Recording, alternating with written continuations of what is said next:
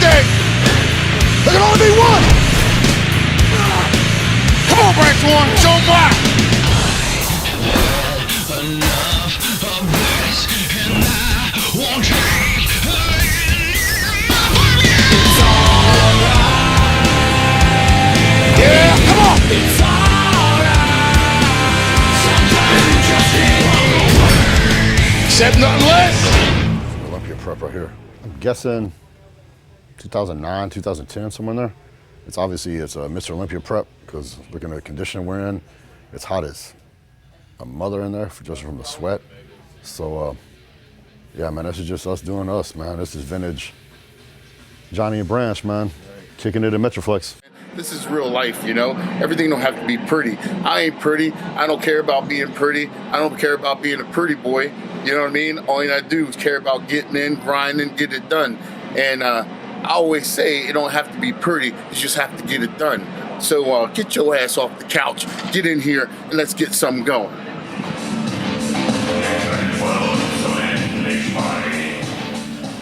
Yeah, that shit was fun, right? Yeah. You know, man, when we trained back then, man, we barely even talked to each other. I mean, we were so focused, man. And people ask me all the time if I miss competing. I don't miss competing. I miss that focus because, man, you're so focused, you don't care about nothing, man. You smiled. Yeah. We must have done. Yeah, we was done. It was a good workout. I'm like, what's that? But yeah, like you said, yeah, we didn't talk to each other at all. I guess when we first got to the gym, we would say what's up, whatever like that. But once we started, that was it. Yeah, there was no bullshit, no talking. Yeah. You know, we had a conversation a few years back. You know, there was a period of time, I don't know, from 2000, I don't know, 2 or 3, for about 5, 6 years there, we both got like stupid strong. And man, we did some incredible lifts. And at the time, you didn't think nothing of it. But looking back on it, you know, I don't think we captured very little of that on video. Very little of and, it. Wasn't important. And a lot of that, it wasn't important. And a lot of that was my fault because anybody pulled out a camera or something during a workout, I'd go off on them. And because anything that distracted my focus and my concentration, I was not going to tolerate. And looking back on it, I wish I'd have been a little more tolerant. I think Johnnie would have been a little more open to it. I was completely against it. And I wish I'd done that because it would have been some cool footage, man. Yeah, it definitely would have been cool footage. But I have to say, you know, that's when we were at our best. When 100%. we had those attitudes going on, you know. And then once we did, you know, give a little bit or gave an inch for him to come in to film us, we wasn't focused on the camera or promotions, you know, or We didn't care trying about to that. look good or promoting ourselves, trying to make ourselves look good. Only thing we were focused on is what we had in our mind to accomplish in the gym. And once we got in the gym, I'd be damned if anything was going to stop us until we accomplished it. Yeah, you man, know? And so that created the awesome content that end up people seeing later on was because we weren't focused on promotion. We were just focusing on, you know, obtaining our goals. You know, that, period. You know, most reality TV isn't reality TV. There's a script, you know, there's some stuff that's staged, but all those workouts from back in the day, that's as real as it got because that's how it happened. And we weren't training to be famous. We weren't training to get likes or followers and all that bullshit. I mean, we were training with a purpose, and the purpose was to win and to be the best we could be because we both had our dreams. And I know I had a vision of how I wanted to look. I'm sure you had a vision, no matter how you wanted to look. And that's what we're in there striving to do. And, you know, I think we both knew kind of the unspoken thing was don't let nobody outwork you. Because if you can outwork everybody else, you can win. And that was our thing. It was a matter of pride, too, that we wanted to be the hardest workers in the gym, no matter what. And every time we stepped on stage, we were a threat to win. I started there. First time I walked in the Metroflex gym was 1992. I was 17 years old. And this guy, Mark, who got me into bodybuilding, you know, took me over there and introduced me to Brian. And of course, I've told the story a bunch of times how it got started. Anyway, that first show, I trained with Mark, I trained with Ronnie, and Brian kind of oversaw our training, trained us. And you know, Ronnie wasn't pro yet. He was just beginning to become the legend that he was going to become. And I trained for everybody with those guys for the first, that whole summer. I threw it more times than I could remember. Man, them dudes kicked my ass. You know, these are, you know, grown men. I was a kid, and but I just wouldn't quit. And I go throw up whatever, and then I got to where you stop throwing up, you can handle it. And then you start getting stronger, you start getting bigger. And I went to that show and I won. And shortly after that, I think Ronnie won the Universe and got his pro card. And then he was on his way. And then I just kept grinding in there. And years later, I asked Ronnie, I said, why'd you let me train with you back then? And he told me, he says, you got all the men in the gym. And he goes, we knew if you stuck with it, you'd get big and strong, and you did. And so that was probably the biggest compliment anyone could ever give me, and especially coming from him. And someone I have so much respect for and admiration, and for what he did and what he accomplished and what he stood for. And so that's where it started. And I think around 2001, we hooked up. And my experience wasn't so great in the beginning. I remember when we hooked up and I started training, and then my first experience at Metroflex gym wasn't a great one because I thought it was disgusting. You know, I walked in, I was like, oh, hell no. You know, if anybody knows me, I'm so like, I hate filth. You know, I can't stand it. I don't want to be around it. Forget about it. You know, if you smell, get away from me. You know, all that kind of good stuff. Anyway, we walked in there and I was like, dude, are you serious? Am I going to have to train in this place? But, I mean, I was with Brent, so I was like, you know, I got over it pretty quick, you know, because I wanted to train with him, you know. And I hadn't found anyone that was that intense, you know, since I had trained with my brother. So it was a treat for sure, even though I barely could get around how filthy it was in there. So we trained, and I had to throw away my clothes after we finished. And then after that was done, we went back to the other gym, and I was like, yo, man, I don't know if I could do it. You know, I don't know if I could do that. And I remember was that. like, okay, let's just go once a week. You know, we'll go there once a week. We'll go up to the other place a couple times, you know, and stuff like that. So I was like, all right, cool, I could do that. I could do it once a week, you know. And so that once a week, after we did that a couple times, and then we went back to the other place, I was like, you know what? That place isn't so bad. The atmosphere that's created there. It just makes you want to train hard. Oh my God, the motivation, I mean, just the feel when you walk in there, you know, is so incredible. I was like, I missed it. You know, going to the other gym, I was like, you know, this isn't good enough. Yeah. This is gonna help me get better. Over there is gonna help me get better. So it was soon that we started going the Metroflex every day, and we created, you know, what we created. You know, history for sure. And I enjoyed every second of it. Yeah, Every second. it was funny, man, because that place, you know, anybody who lives in North Texas realizes it gets hot. You know, the summer months, you know, June, July, August, September, it's triple digits, man. And Metroflex ain't got no air conditioning. Warehouse doors, a couple fans that don't really do much. You know, it blows 105-degree air on you, so it don't really do much.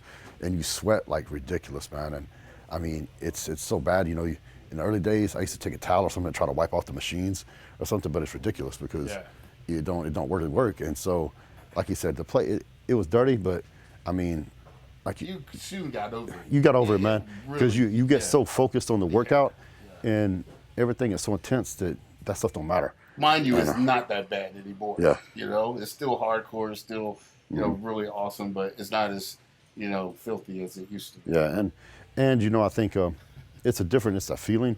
See, guys, what makes a gym hardcore is not the equipment or the music or anything. It's that feeling you get when you walk in there. If a gym has soul, you can feel it.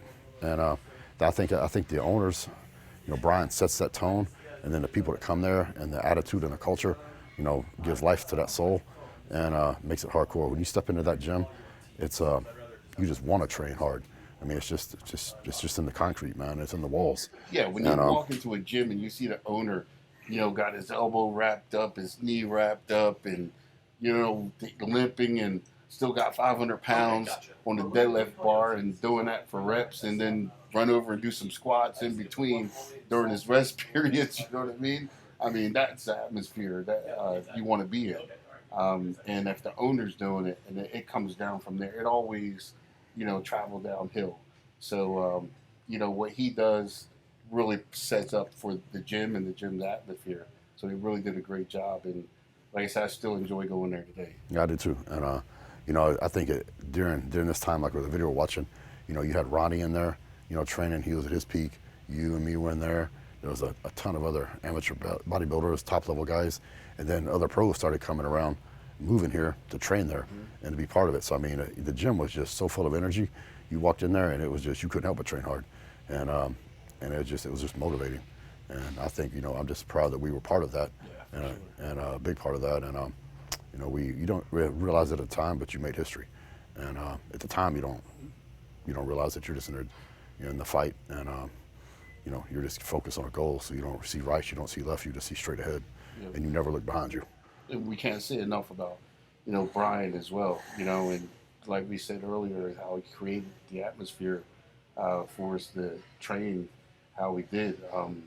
And he put his heart and soul into that, and you feel it, when you talk to him, when you see him, the way he moves, everything about it is about the athletes and his gym, for sure. And you feel it, and that helps you get motivated and do what you need to do as well. I'll say this, without Brian Dobson, wouldn't be a Metroflex, there wouldn't be a Ronnie Coleman, there wouldn't have been a Branch Warren without Brian Dobson. I think Johnnie had a different start, different motivation. I know his brother was instrumental in getting him going. So the world still might have known Johnnie, but I wouldn't be there if it wasn't for him. It wasn't for that gym. And Metroflex was like this little oasis for people like us, because it was a place we could go and we could thrive and flourish and accomplish our dreams. I remember one time some people came in and they didn't like the music that was playing, and people were going nuts, over there cursing, going crazy, deadlifting, whatever they were doing. And they went and complained to Brian. And I happened to be at the front when they came up and they're complaining about all this stuff. And Brian looked at him, he said, "This is a hardcore training facility. If you don't like it, go somewhere else." And I remember thinking, hell yeah. And this is our kind of place. This is for us. Because the whole gym thing got started by a bunch of meatheads in California. That started the whole gym and fitness craze. And then all of a sudden, all these gyms pop up across the country and across the world. And the very people that started it are all of a sudden not really welcome to come and train. So, for me, I was like, finally, we got a place that's for us. And the owner sticks up for us, where we can go, we can train the way we want to train and do what we do. Yep, and these people don't get it. Like, I don't understand, because you see the Instagram posts, social media posts, and the workouts and stuff like that. And I mean, it's so commercialized, and they implemented some of the screaming and all this and all that. But if you really look at it, look into their eyes, look at how they're performing truly, you can see it's all set up, it's all for show. Man, somebody must be calling my mama, because I must be telling the truth.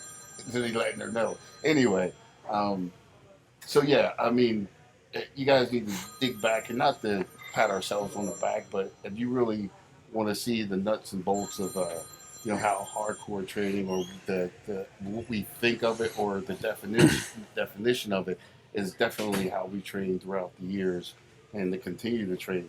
And I think it's ridiculous that I hear people out there here and there saying that we're at a certain age now, and we should be playing golf, or tennis or something like that, and look like a tennis player or a golfer or something like that, and in our Corvettes, and with our gray hair, and riding into the sunset, but that shit ain't gonna happen over here.